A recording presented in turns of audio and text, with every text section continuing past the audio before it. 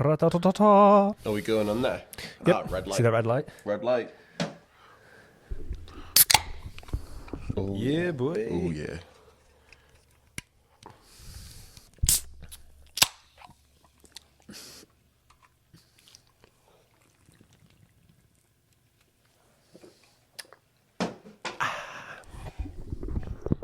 Not sponsored.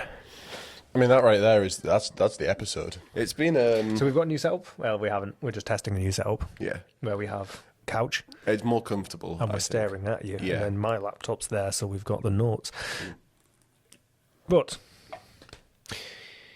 this week, we're going to be talking about CVs and job applications. Now, which is ironic because I don't have to apply for a job, hopefully, touch wood, ever.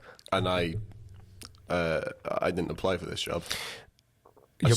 Your mum applied for this she job. did not. She did. I Anyway, will fight you. so I just stumbled upon it. but at the moment, we're doing a lot of looking through of CVs Yeah. and applications because we're forever hiring. So, without further ado, I am Phil, architect and director at PWS Architecture and Design, and this is a man who has never made a CV, Theo.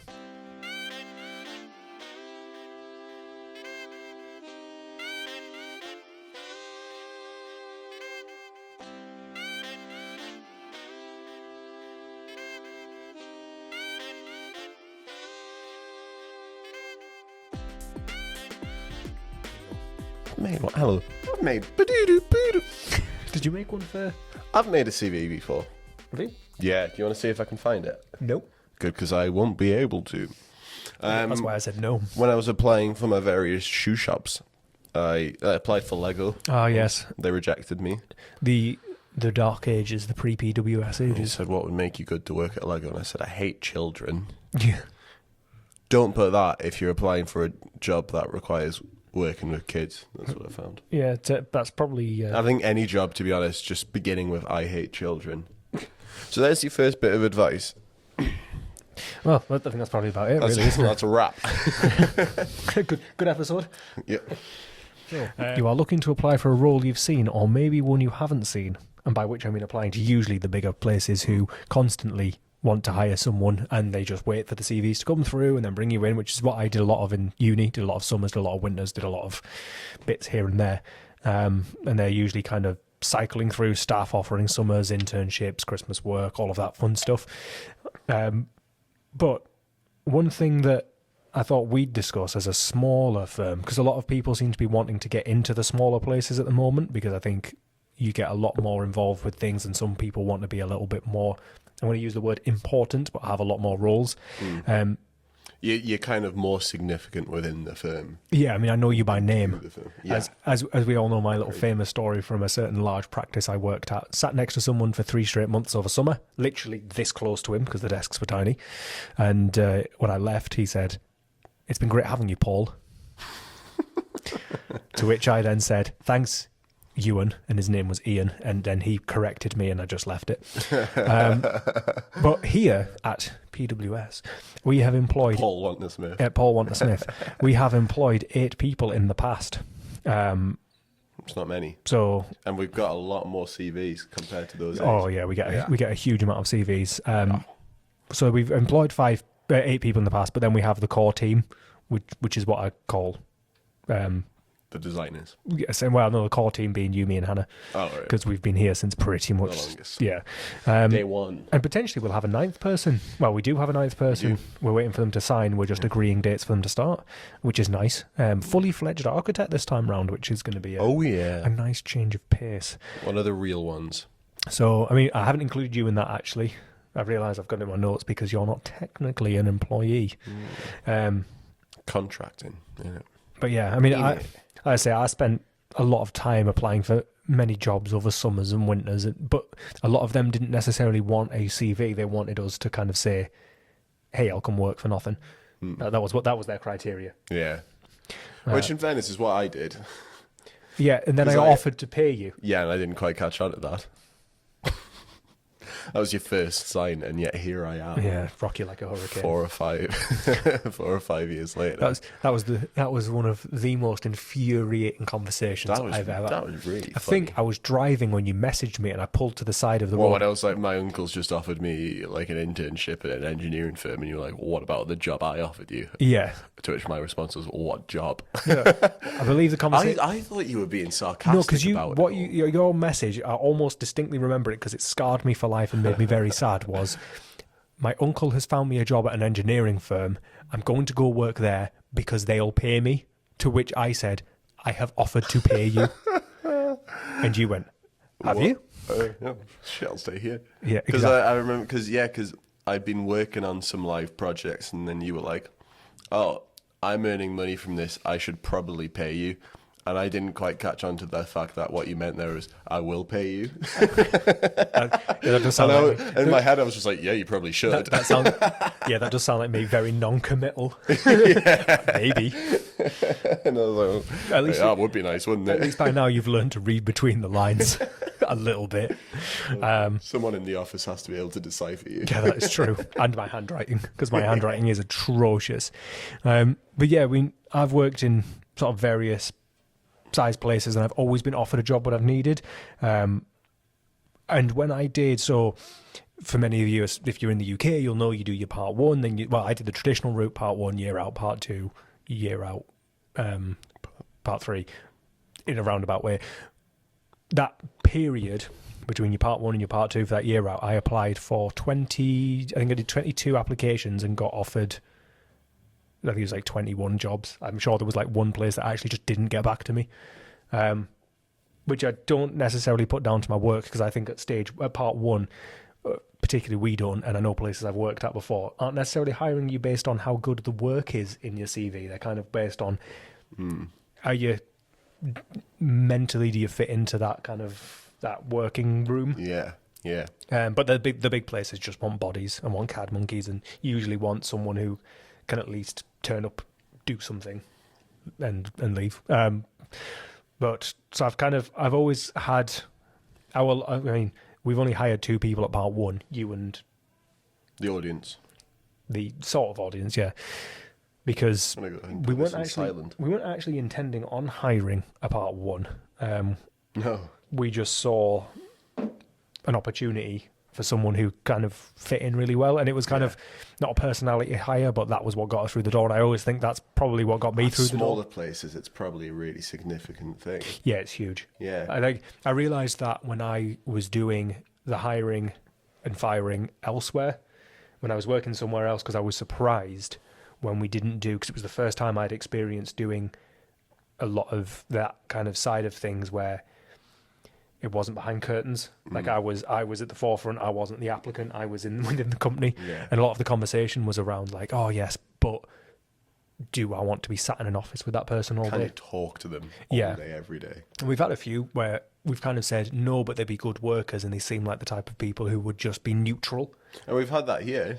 Yeah, I mean, and they've, regardless of how it may have ended, they've been very good at the job, and it's one of them where it's kind of, eventually a person will talk to you, but you kind of have to accept sometimes that they might just sit there in silence. And to be honest, if someone's happy to do that and they do a very good job, it's not a bad thing. Yeah, like I say, some people see work as a 9 to 5, something to do during that 9 to 5 thing, to get paid, to go home at the end of the day. What I thought we'd touch on first is, when do we employ? And like our routine and our method, and maybe that gives some people a bit of an insight into what someone of a similar size to us might be looking for. See, I think when it's smaller, it's almost a bit sporadic. Of like, sometimes we realise we need a person, and we start hiring, and then we find someone, and then someone else leaves, and then we realise we're always one team member short. Well, I think we're going to end up putting another advert out once the new person comes in and settles. Not looking to, no, I'll see. If the right person comes along. Yeah, at that point, we're no longer on the back foot, we're on the front foot. Yeah. Anyway, so typically, we hire when we have too much on, which is all the time. But it's when it gets to that point of, we've got too much on, and we've also got people kind of saying, where is our stuff? Even though we've said, it's 2 or 3 months, and it gets to that kind of 2 or 3 months bit, and we're going, oh dear, we've got a bit to pick up on and a lot of slack to pick up. And sometimes it's like, we want to be able to jump on certain projects that come up that have a tighter deadline, and we just don't have the facilities to take that on. Like the barn conversion I'm working on now, I've only been able to jump onto that short notice and turn it around quickly because I've got you and the other members of staff. The audiences. The various audiences, to deal with all those other bits, which frees me up to do stuff like that. And obviously, once we've got a bigger team, it frees up more people to do stuff like that. And some clients don't mind when you sort of say, you're not looking to do anything anytime soon. Do you mind if we maybe push you back a couple of weeks so we can slot something else in? And then you get to planning and you can rely on the plan is just to take too long. Far too long, so you have time to do something else. Well, which is the other thing, that with the other major problem we have is we get projects like that where I'm not just saying this to cover our own back, but through no fault of our own, projects are delayed by statutory authority, or we've got to wait for BAT reports to come in, which can only be done between May and September. Like, all of these things can sometimes push and pull. And it just tends to be that 4 or 5 of the big projects all at once all get through planning. All the exact same time. They're all delayed and then they all come through planning at once. And you're like, great. So now I've got 4 or 5. And it's always the big ones, because obviously the big ones are always the most complicated, which takes the most time to get through planning and the most back and forth. And then suddenly you've got 4 or 5 projects, and now... And not to say that smaller jobs don't matter, but when it's a bigger project, it's more significant, especially financially to us. So it's almost like, we actually need to prioritize this. And timescales wise, a bigger job takes longer to do. Like, that's just kind of the ins and outs of it. There's no getting around that. But that's typically when we tend to employ, and we've been kind of working on getting us in front of that line, which is going okay at the minute. Is it? Yeah. Oh. I don't think we're doing too bad. Like, we're booked up. What we are now, second week of March. We're booked up but till we're not necessarily rushing. Yeah, we're booked up until July, but it's like a nice flow rather than us chasing our tail. And then obviously you leave as the new person comes in, they can pick up that bit of slack. Yeah. So where we're saying we could do with an extra person, if that person comes in before you come back, then we're almost then ahead. Yeah. And now do we start advertising for work for the first time in 6 years?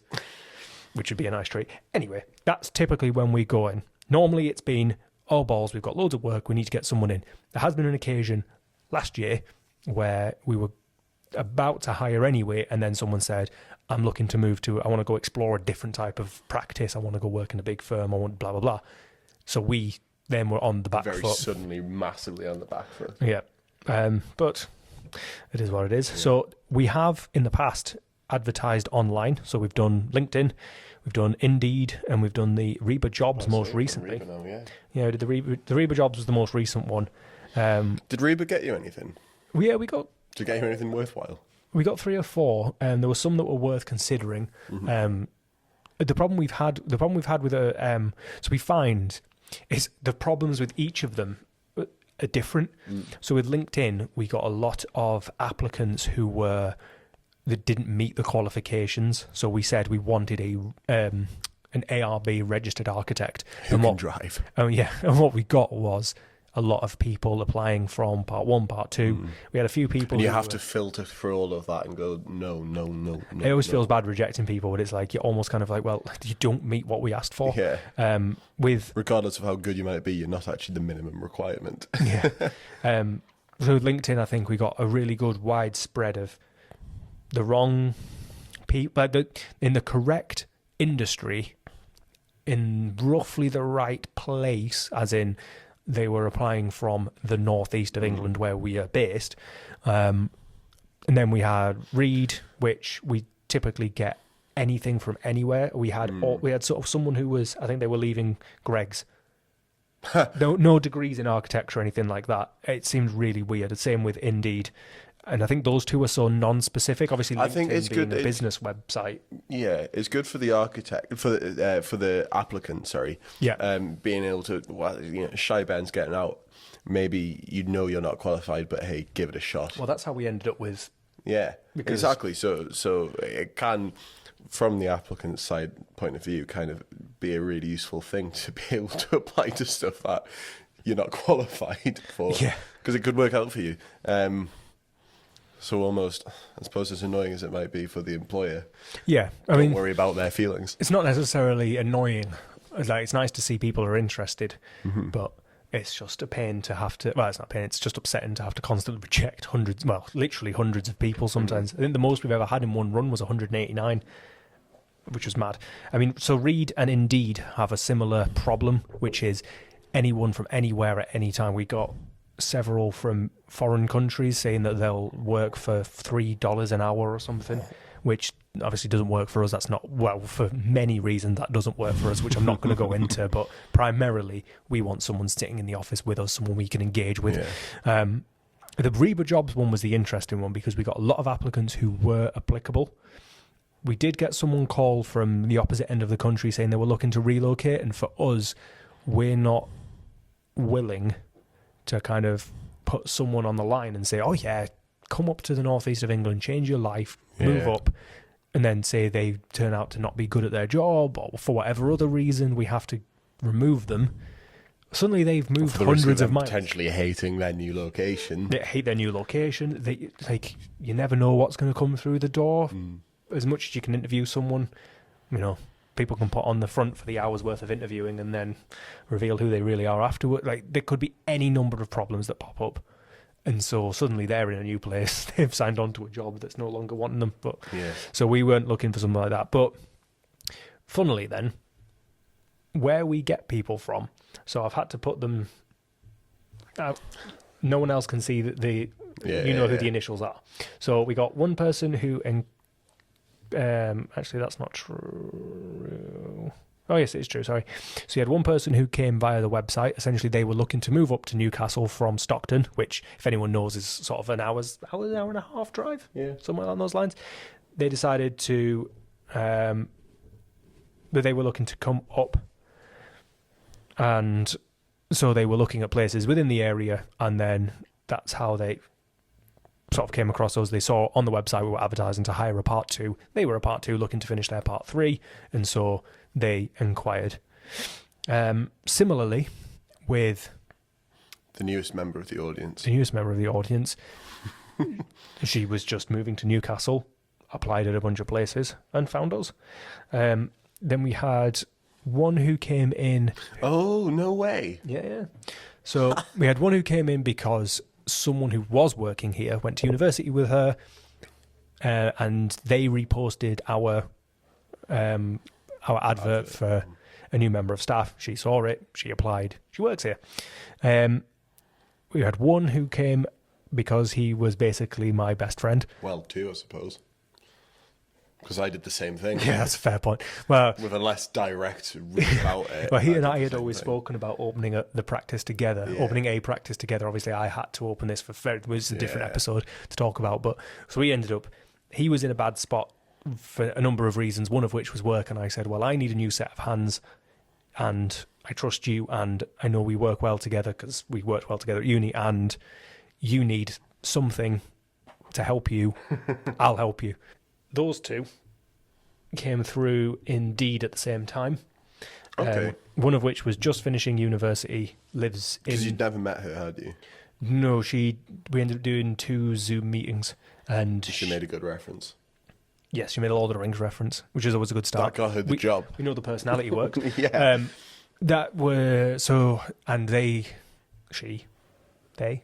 She. I know it's a she. Anyway. It's not that relevant. Yeah. Lives in the same city, basically. Yeah. She's from the same county as us, so we were local to her. Easy for her to get to work, so that worked well. As you drove her to work. That one was a bit of a risk hire, but we needed someone at the time who was willing to do specifically asked for some of the smaller jobs, little extensions, refurbishments, garage conversions. And he was great. I was about to say, he wasn't bad at it, was he? He just had different ambitions. Yeah, his long-term goal, bearing in mind he also already had properties. That's a good question, actually, long-term goals. Yeah, I think that's what we'll move. I think there's somewhere in there. But he had his long-term goals of going back into expanding and furthering his property development company. And what he was doing was studying at university to become a surveyor, because he wanted to be able to walk into a building and assess things. And then he wanted us to help with the designing and reconfiguration side of his. So he wanted to be able to walk into a building, understand, oh, there's a damp problem there, this is how I fix it, and this is how I could do an extension, this is how I could get it through planning, deal with building regs. In the end, he basically just ran out of time. He had two kids? Yes, two kids, and was expecting a third when we last spoke. And does he still work in the industry? Yes, I think he's still doing his university stuff. He's working in the industry. How old is he? 40-something. So he was considerably older. But yeah, that was one of those, not a desperation hire, but at the time we did desperately need someone. But this one was a desperation hire. Yeah, and it didn't work. It did not work at all. No, it was someone who had a lot of credibility, had a lot of... The CV looked good in terms of work, but it was a bit of a disaster and couldn't seem to conform to our standards. To link it back to the actual title of the episode... That was a lot of talking. I know.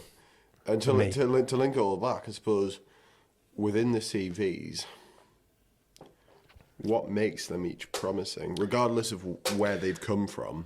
Yeah, so that one was... had a lot of relevant industry work and also had some hands-on work, having worked with a contractor doing I thought he building. Was in commercial stuff. He had, so yes, but he was also working for a contractor, hands-on building things, like extensions, etc. To make another tangent, I remember the other day we were having a conversation about the newest hire,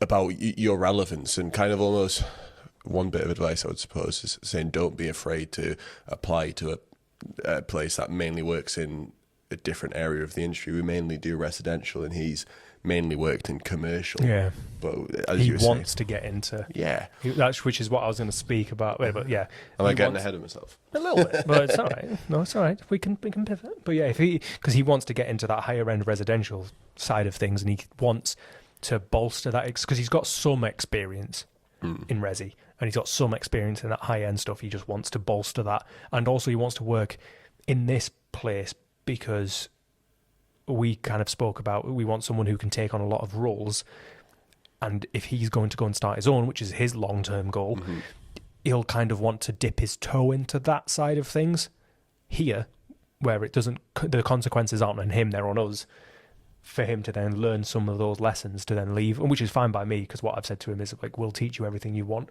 because I'm not afraid of competition in a way, but also I think the more people there are pushing that agenda, the more people we employ, the more you realise how many apprentices we have, and how much you do actually enjoy designing, raising people through it. Yeah, no, it's my favourite thing, to be honest, and it's something he's passionate about as well. Yeah. But I think for me, I don't see a problem with training people how to start their own practice, because I think the more of us there are, more architects there are doing this kind of stuff, hopefully the more amazing things can be designed. Yeah. If I'm designing them all, they're all going to be quite similar. If there's 20 of us, there's going to be 20 different solutions to one problem, hopefully. Yeah. That CV was really... Actually really good. Yeah, it was actually... I've looked at it, it was very impressive. It was a really interesting... It was interesting. I wouldn't say things like the technical detailing, etc. were perfect, but you don't expect that at part one level. But there was a deep dive into everything. Yeah. When you look at the portfolio work for this particular one, it was a really deep dive into every aspect of it, and even if the technical wasn't right, it had been researched. It'd been thought about. Yeah. There was, you even see like where you're talking about vapor control layers, and you think for a part one to be kind of, I know different universities produce different levels of design detailing and stuff, but needing to have stuff like that in there was quite impressive. And like you look at the spans of the steels and the depths of them, and they're not like a line, they're like a good chunky thickness.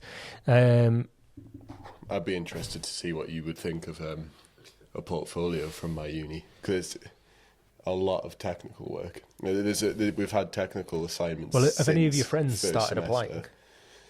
Because they could send one over and I'd take a look at it. Yeah, it might even be worth... It might be a good second short video of us reviewing their portfolio, redact all their information, get their permission, and then if anyone wants to send in a CV and portfolio, I'll rinse it for free. Yeah. Write that down. Send to ask us at backtothedrawingboard.uk. Had a lot of residential, but had actually just done a lot of the planning side of the residential for that, which makes sense because she loves a report. Yeah. and the admin side of architectural stuff, which works quite well for us because we don't like doing that. Doesn't matter. Doesn't matter. He was my best friend. Yeah. And I know he does good work. And he's also worked at one of our competitors. And I know that they... You didn't want him working there. No, it's not that I didn't want him working there. It was more of he worked at one of our competitors, so I knew that the stuff he was doing was relevant to us. What made their portfolios good? No, this is masters, something I'd like to know. Yeah. Masters in... had a master's degree in heritage and conservation, as well as relevant stuff working at Beamish Museum. For you, how much of it is the portfolio? How much of it is Portfolio is probably 75%. the CV, and then how much of it is actually when you meet the person and like the interview? This is what I want to know. What holds the most weight for you? How much? Because you can look at a portfolio and go, okay, that's not the best, but having met you, I think I can help. And then if you see a really good CV with a bad portfolio or vice versa, which is more likely to get the interview? Answer all of the questions. A good portfolio is more likely to get you through the door with us. Because I don't, and I'll get into this a bit on this, but I don't feel like CVs, people use them to represent themselves. They use them to represent their work and their experience, which is kind of what a CV is. So we then base it on the portfolio because that's a body of work. If we think the work is sufficiently thought through, like if I'm looking at something like a plant room and it's this big and the building is this big, I know that there's certain bits of forethought that are missing there. So if I look at, because the way that we operate, and I might as well have somewhere written in here, but we'll break script. That's fine. We work better that way. I know it hurts you, but no, it doesn't. It helps, if anything. What I tend to find is we get an email that comes in 3 pieces: cover letter, CV, portfolio. Cover letter is essential. Well, should we want to cover that now then? Because I've got that written there. Well, hey, we're here. Let's do it. Yeah. This is going to be tangent after tangent. First of all, this needs to be said very, very, very clearly. Use blind carbon copy if you are going to email multiple people at once. Write the list into the blind carbon copy. Do your draft. Just don't close it. Come back and double check it's in blind carbon copy. We must get, I would say, every time we've put out and we've received a load of applicants, we've probably had a good 10, 15 people. So what, like 5-10% of people sending in a CV and a portfolio to us, not blind carbon copied in. Like 10 of a firm, so like 100 of a firm. Yeah. And you're just like, well, I can see you don't care. It's not a cover letter. And ideally, if you can see all of the other people's don't copy, send it multiple times to individual people. And our email system will tell us if we're blind carbon copied. copied. Yeah, it will say BCC plus 40. Yeah, which that doesn't bother me. Because to me, I get it. For a CV, it's fair enough. I get it. It's a blanket. For a cover letter. Because a lot of the time people send it's personal. A cover letter is why I want to work for you. Yeah, well, which I get is a bit of an ego thing for us, but still. Yeah, fluff me. So it's one of those. But I don't mind being blind carbon copied in because I feel like at least you've not mistakenly CC'd in 25 people and we all know who each other are. Yeah. The irony is that the amount of times I've seen someone apply for somewhere that I know isn't employing or somewhere that's just completely different. But the cover letter, either people attach them and someone will send me an email, dear whoever, dear Phil, dear Hannah, dear hiring manager, whatever, please find attached cover letter, CV, portfolio, warmest of regards, Theo Wicks. People will send a generic email with the cover letter, then the CV, then the portfolio. But the most common one I would say is someone who emails the cover letter. The email is the cover letter. So, do you want it as a separate PDF? I'd like it in the email. I don't really mind though. Ideally though, send them separately and speak individually. So when I did a big blanket bombing of CVs, I did a blanket blind carbon copy to a lot of the generic big firms, and then the smaller firms that I was really interested in. I did personal ones. Yeah. I think that's a big thing, is because at a smaller firm, when someone gets your CV and they're actually considering you, they're gonna read the cover letter. It's not like you hear about the big firms, you send it to them, and they've got, you get all this advice from unis on how to like make yourself stand out in like 10 seconds or something, and you have to like within the first few lines have caught their eyes so that they even consider you.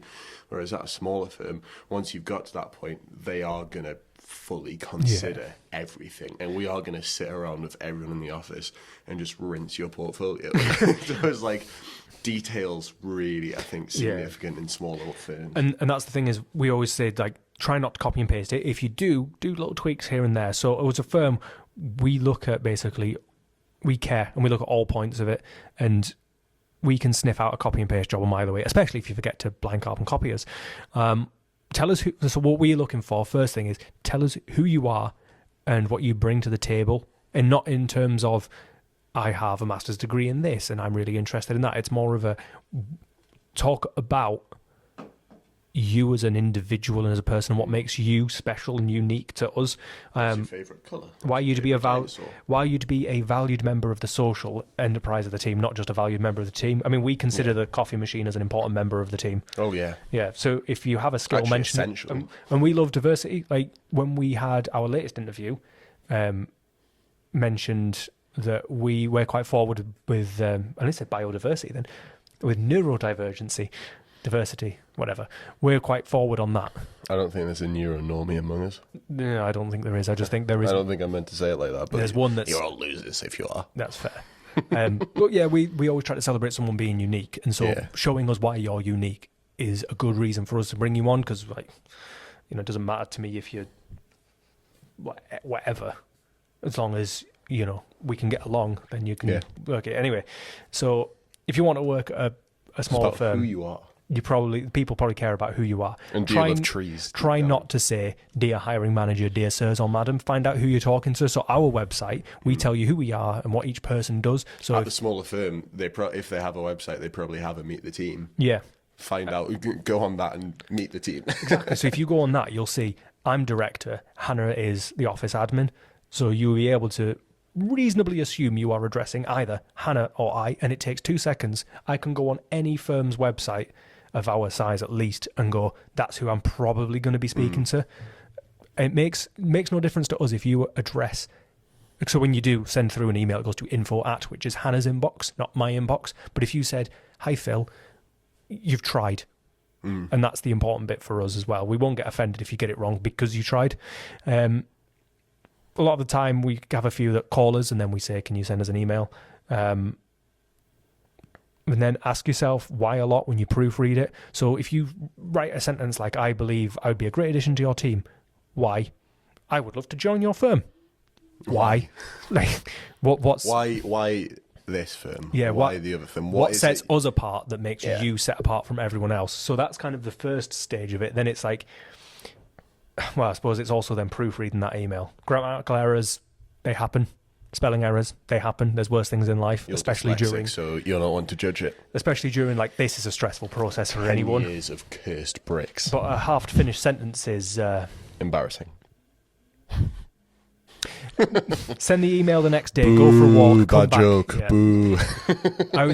We always say, especially we do it when we send important emails to clients, write the email, don't put them into the send to thing, close it, go for a walk, come back, read through it, add them, send it. Make sure you haven't written what you're actually thinking. And the big one, to be honest, attach the attachments.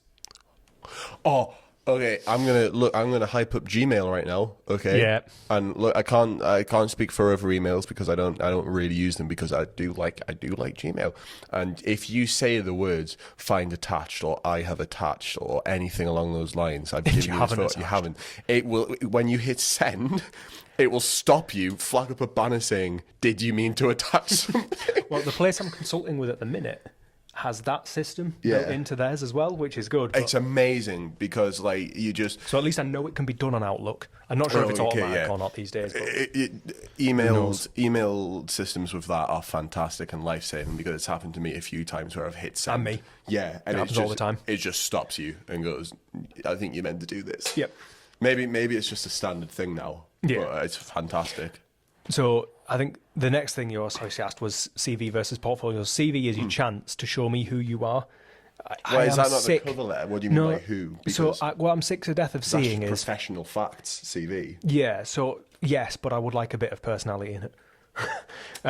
That my mind was always, Especially if you're going to copy and paste that cover letter, yeah. make something a little bit more special about your CV. My mind in my head, it was always cover is this is who I am and why I've chosen to apply to you, and then CV is just this is who I am professionally. Well, a lot of the this time, is what I can do. a lot of the time when we do, so we've got a folder of people we're interested in. We put it into there.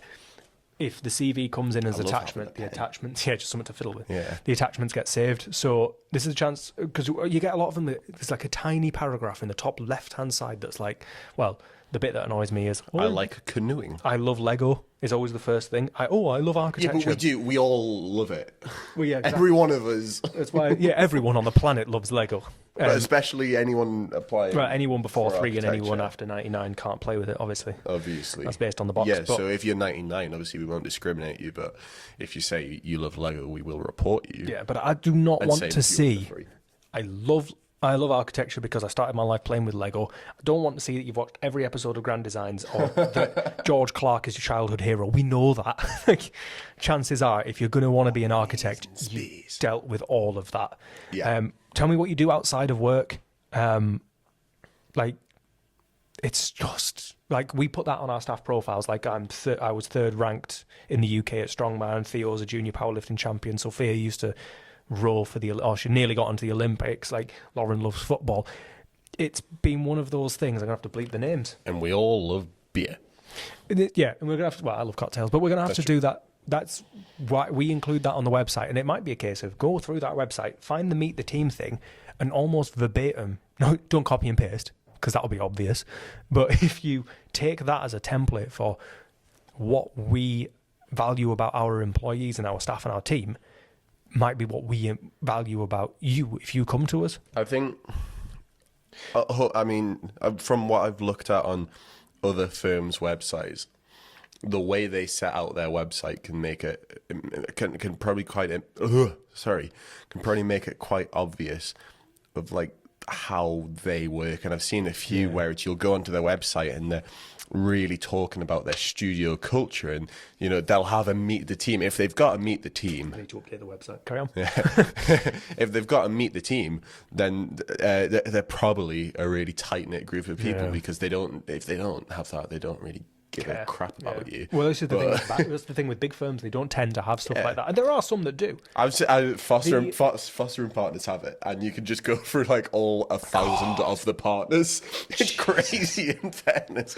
Credit where it's due, but it's like you can go through like all 1 million employees they have. You're like, all right then. But I tend to find the bigger dogs don't have as much of that, or they just have the key players because they cycle through staff so much. But then after that is where I care about your experience, your awards, and stop showing me icons taken from the internet to show us like how good you are at using CAD on a scale of 1 to 10. 3 stars. Give yourself 5 and then... Or a circle with it in, and then the amount that the circle is either filled or It's unfilled. not a Premier is Inn. how good you are. Yeah. Because I've had someone that rates themselves, I think they put themselves down as 4 out of 5 stars on CAD or something daft.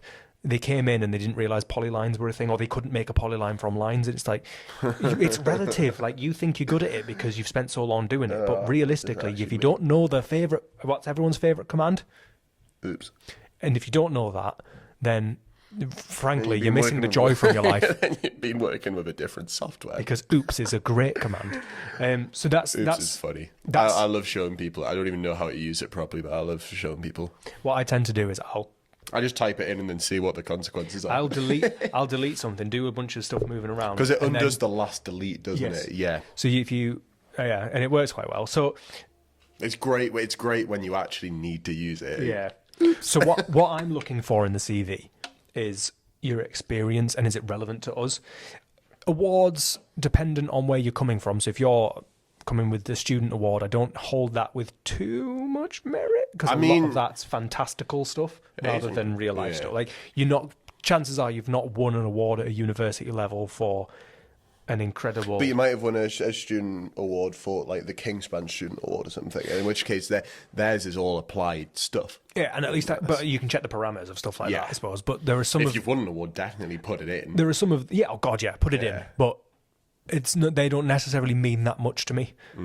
What means the most to me is I have relevant experience working in residential, or if you're a part one and you don't have experience, something like that, you've got a passion for it, or something that you did at university. So one of my university projects, my final ones in my part one, was a series of floating.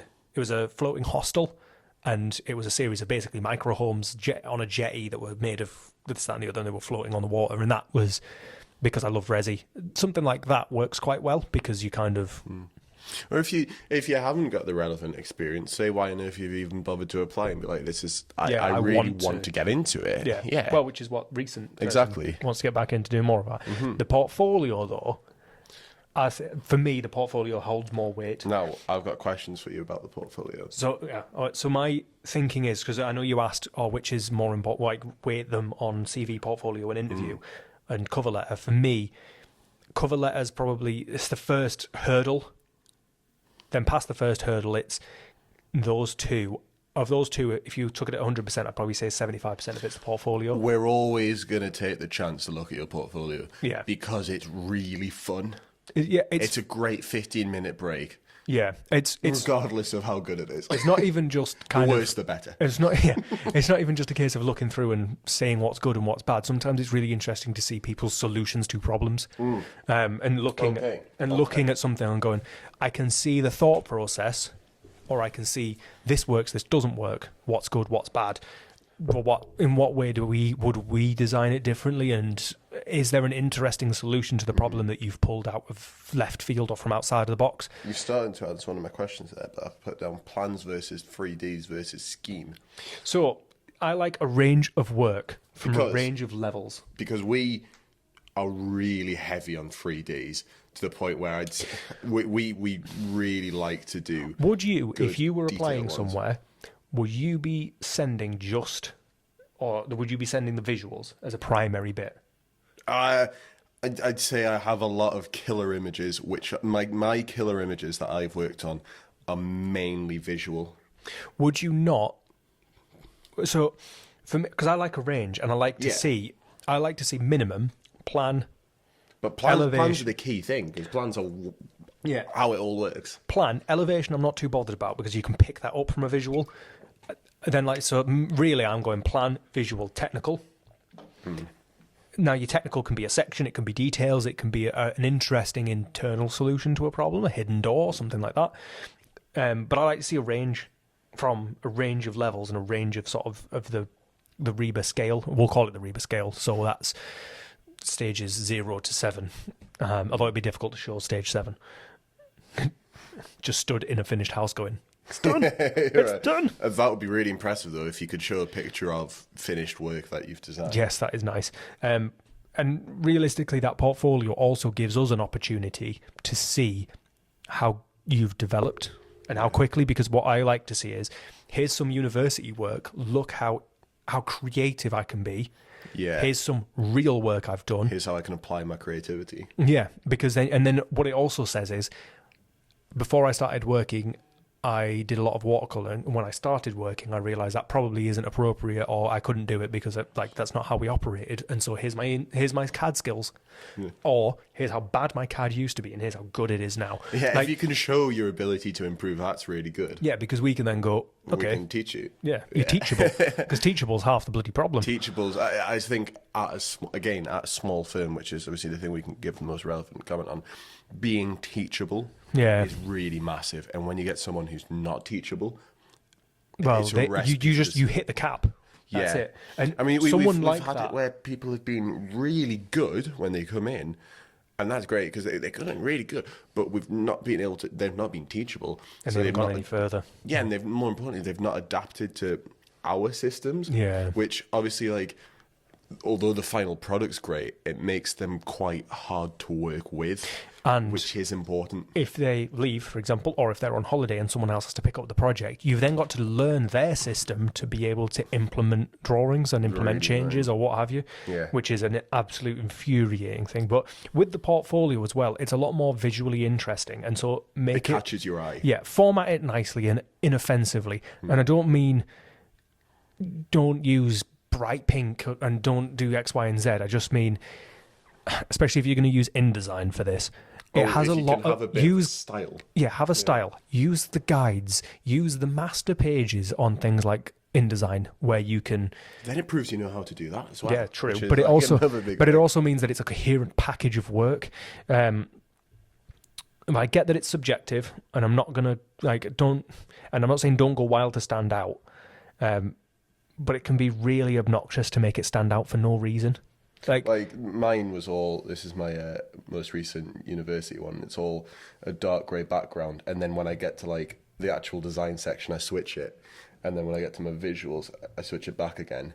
Yeah, and it's kind of that. It's all on theme, and it makes it, I think, a lot nicer to just view. Yeah. And none of it's bright popping stuff. Yeah, but it kind of almost. I think you want to be careful that it's not your theme that is catching your eye. Yeah, but it's the content that's catching your eye. But the theme makes it so much nicer to view.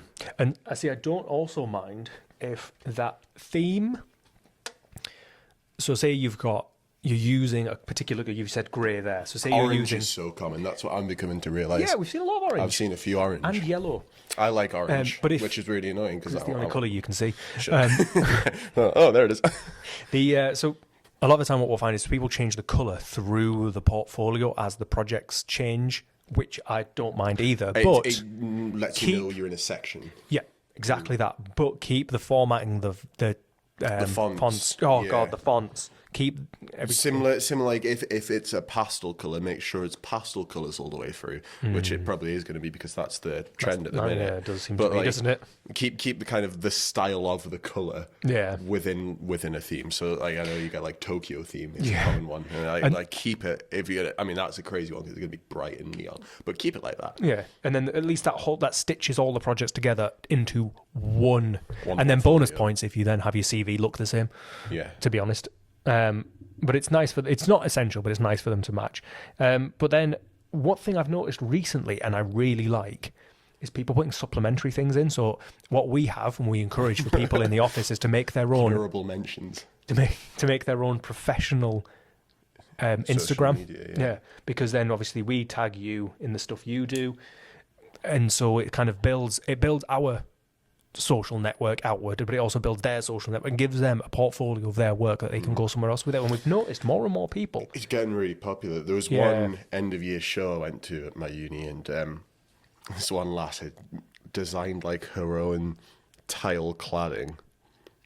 She had a really impressive project, and she'd actually created the tiles.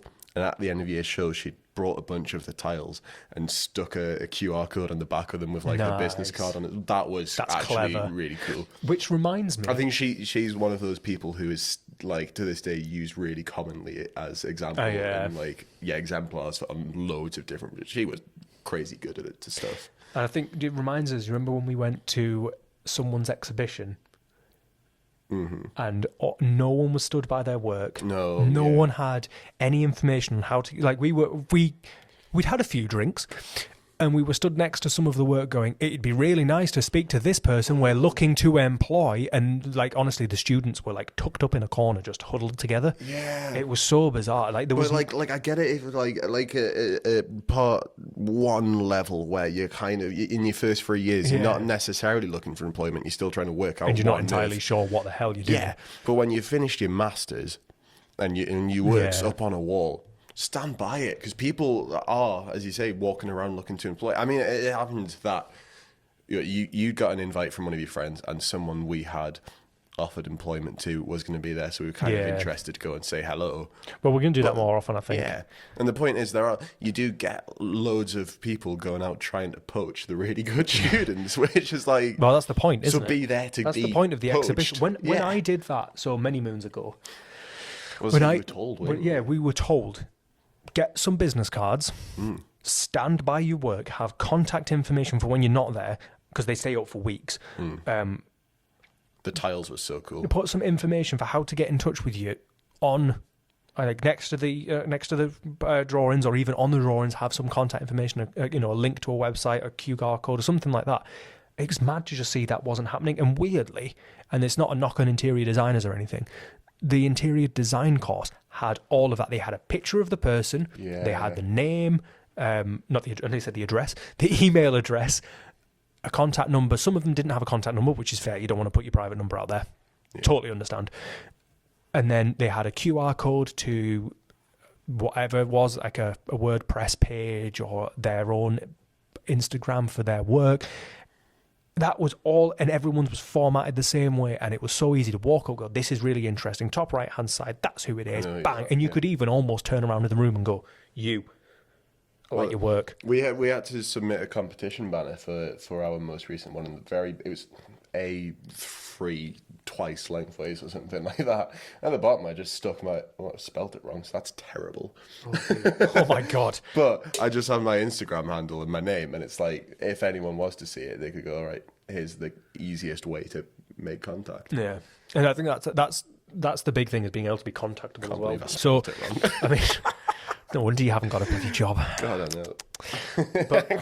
So I know you then... the wrong email out. So I know you said, what's the priority? So for me, it's... Yeah, is the cover letter good to get you through the door? Mm-hmm. The portfolio, then I'd say, is probably 75%. The CV, only because people don't seem to put into a CV what I want. That kind of... You personally don't like it. You don't like the uni, especially with the unis around here. I think they have a very scripted way of writing and it's very... make yourself look really professional. I mean, for me, the sillier you look, the better.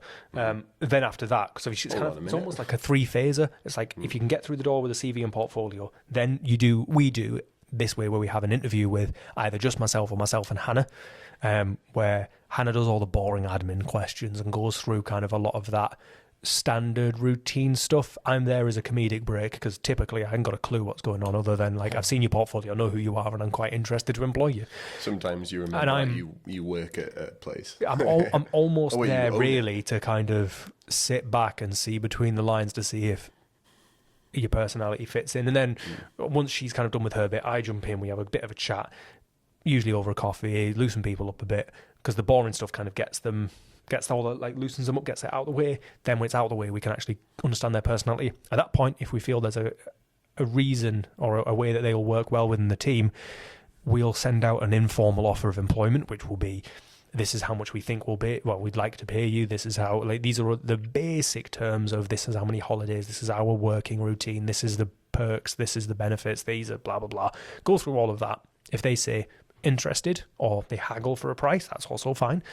At that point, once we've got to a point where it's the main terms are agreeable, we'll say, cool, do you want to come back into the office and meet the rest of the team, almost like a secondary interview, just to hash out the terms and conditions of the full contract, meet the team, see the office, see the projects we work on, really get to understand everything in more depth. We've done meet the team twice, haven't we? Well, we've done it more times than that. You just haven't been here. I've been here for two. And they've both gone completely differently, the two I've seen. Yeah. One of them, they were around for like a couple of hours. Went out for a moment, just that it was on purpose, so that we had a chance that she could ask questions while you weren't in the room. I went to Mike for coffee. Fucking hilarious. How's it going? Oh god, I've got an interview. I'm running an interview at the moment. And then, well, because I'm going to sell you the dream. Yeah. I'm going to be like, come work for me. It's the best thing ever. And the person who happened to be leaving at the time has sold you just everything bad. Well, that's the point, though, isn't it? That was funny. And then the most recent one was like he was. They now work here. To be clear, yes. And the most recent one was he kind of was just in for 10 minutes, said hello to everyone, and then that was that.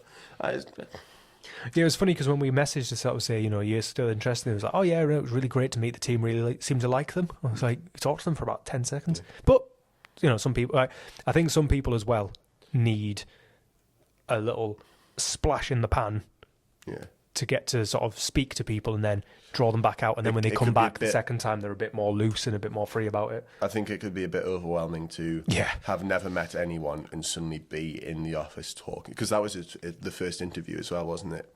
And so I'd spoken to him a lot previously. Oh, right. I'd done things individually with them. Right. And then we kind of did the main admin stuff and the meet the team in one sitting, just because I'd roughed him on the admin stuff. Mm-hmm. But I think it was a time scale thing, because he was still working somewhere and didn't have much time to be able to dedicate to an interview. So we sort of said, right, he said, I've got a half day on this day.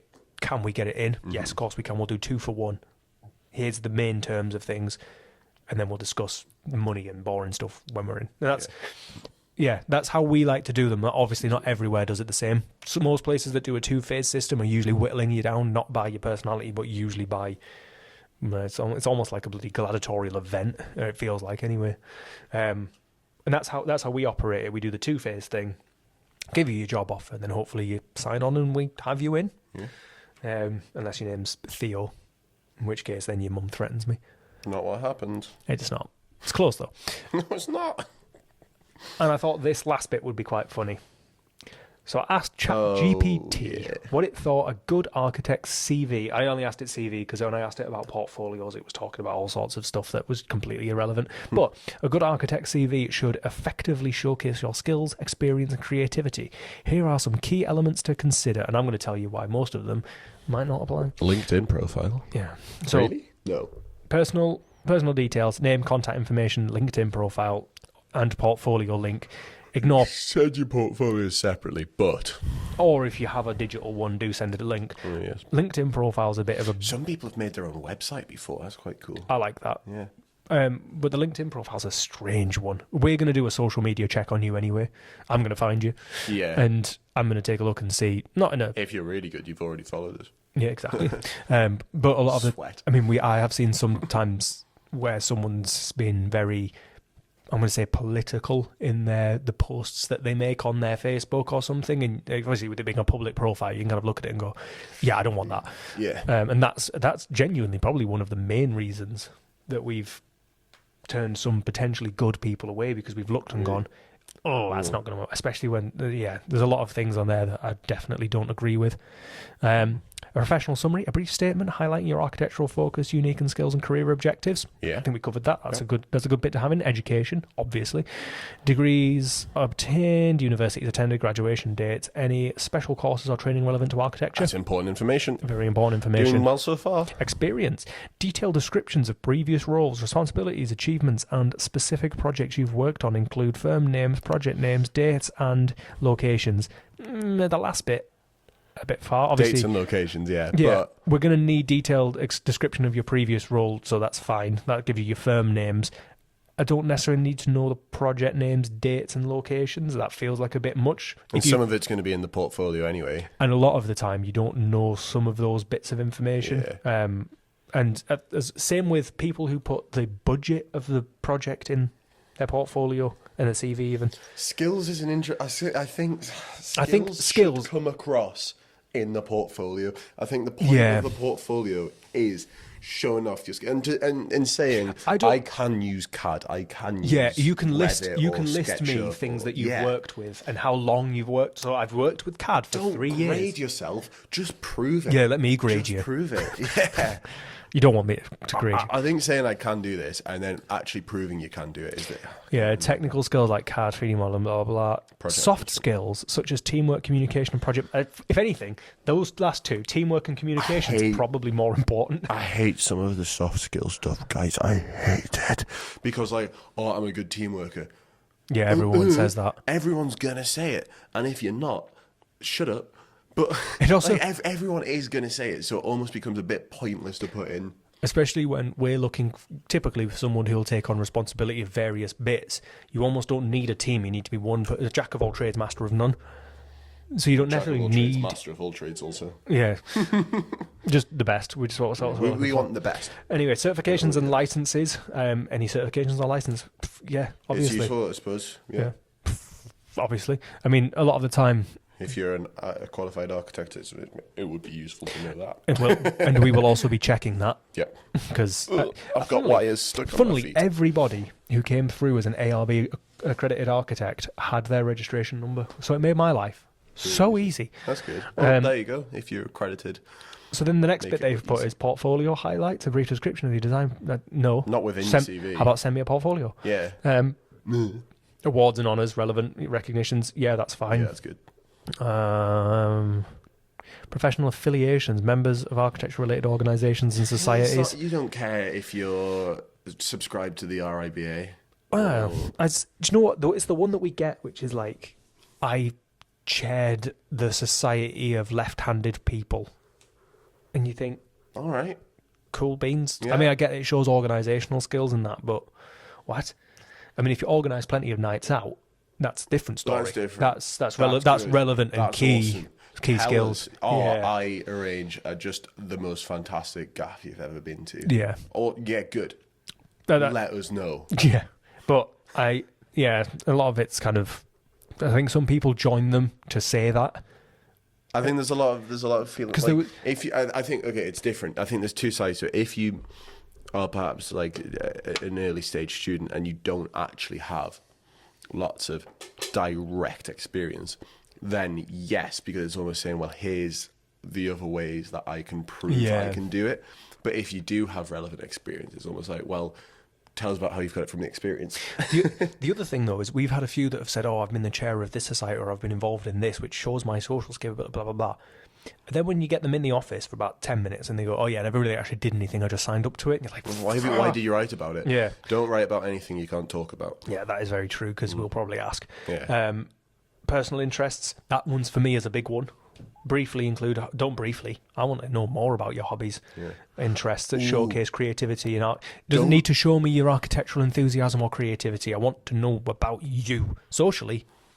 That's important. Don't lie about your skills, because we can see right through it within the first Which goes hand in week. hand with the don't Don't rate try and your rate own yourself. skills. We'll see it on the portfolio, but if you say you're really good at SketchUp, which is a software we use, And you don't group you're anything. not, we will see on your first model that you've done a 1 week crash course. And that goes for everyone. If you go into a firm that actually uses a lot of Revit and you say, mate, you're not actually qualified. Yeah. So just embrace that fact, learn how to use it, and then go back in. But if you say you can do something and you actually can't, that you're going to get found out so quick. Yeah. And the next one, design. Because it's people who work with that software every day. They know what intensely. Yeah. Then design and layout. Use clean, professional design and typography. Typography? What the hell is wrong with me? The topography of the CV. Yeah, it's very flat. Really good landscape. It's just flat. There's not a single contour line on this. 2D.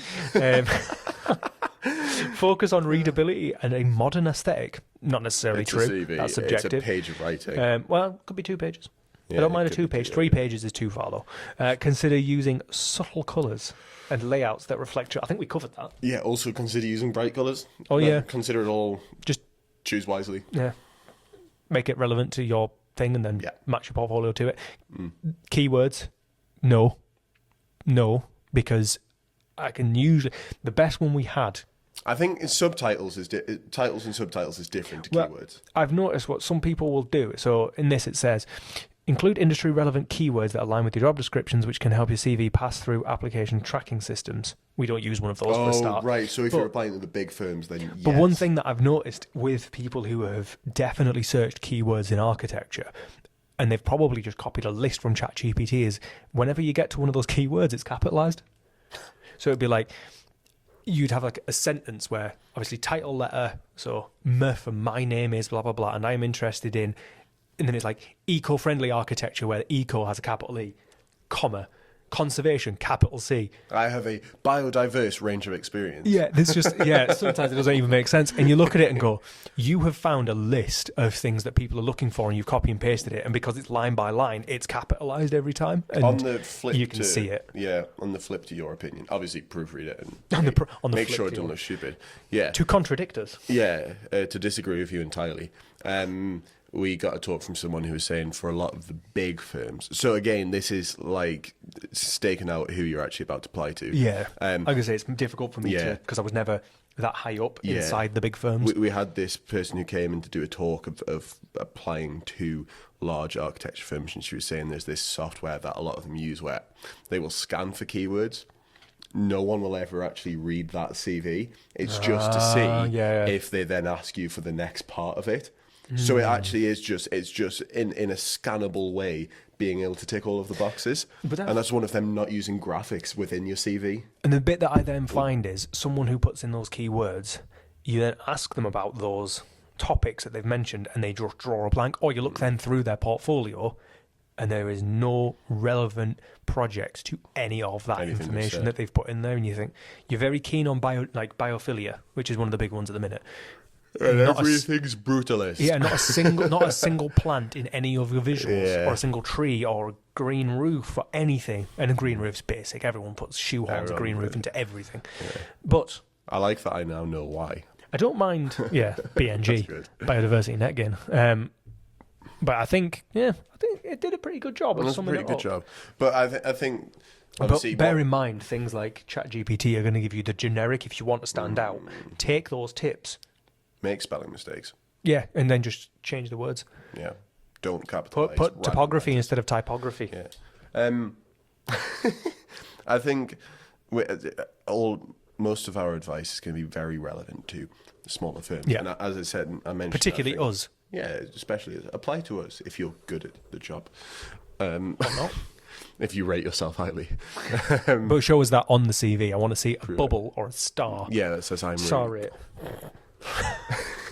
Did that contradict it enough?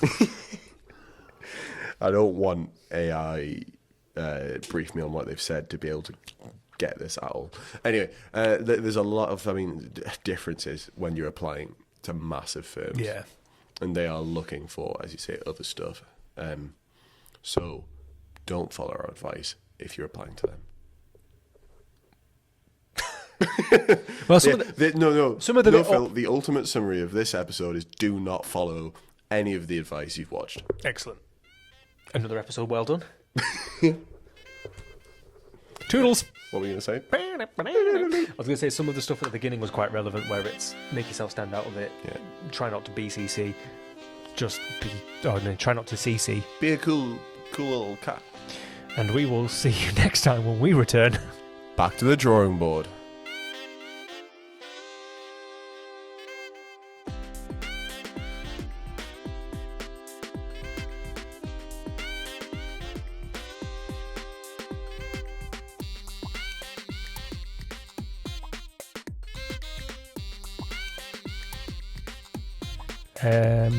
Cool. Hiya. Hello, everyone. I'm Theo. No, you're not. Well, you are.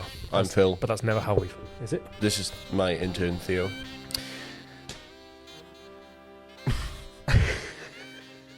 And welcome back to the drawing board. Oh, that's throwing you right off.